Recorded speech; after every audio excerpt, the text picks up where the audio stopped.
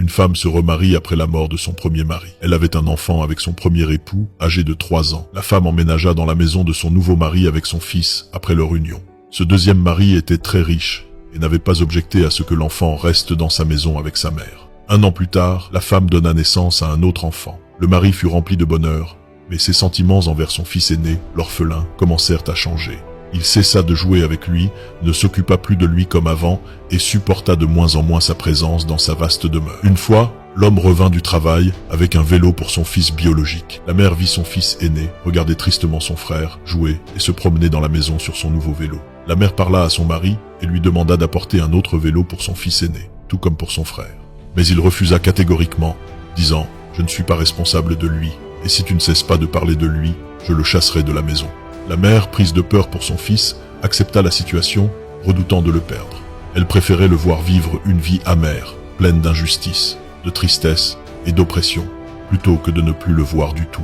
Les jours passèrent et les garçons grandirent. Le mari inscrivit son fils biologique dans une école privée à la pointe de la modernité, mais refusa d'inscrire le fils de sa femme, déclarant « Je ne suis pas son père pour dépenser mon argent dans son éducation. Après tout, il ne me sera d'aucune utilité et ne portera pas mon nom. » La mère lui répondit, en colère, « Oui, il n'est peut-être pas de ta chair et de ton sang, et il ne portera peut-être pas ton nom, mais cela ne signifie pas que tu dois le priver d'éducation et le laisser vivre dans les ténèbres de l'ignorance. N'as-tu pas dans ton cœur un atome de miséricorde et de pitié ?» Il cria, « J'en ai assez. Je ne supporte plus sa présence ici et je ne veux plus le voir dans ma maison. » Le garçon s'approcha de sa mère, essuya ses larmes et lui dit en pleurant, « Ne sois pas triste, maman. Rien en ce monde ne mérite que tu verses une larme pour lui.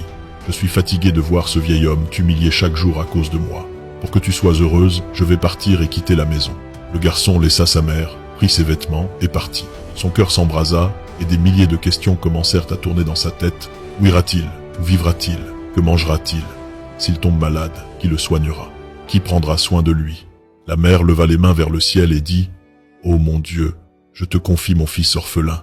Prends-le sous ta responsabilité, protège-le et renvoie-le-moi sain et sauf. » Le mari rentra du travail et regarda sa femme, il la trouva sereine, voire heureuse. Étonné de son état, il dit « Pourquoi es-tu heureuse et non triste du départ de ton fils ?»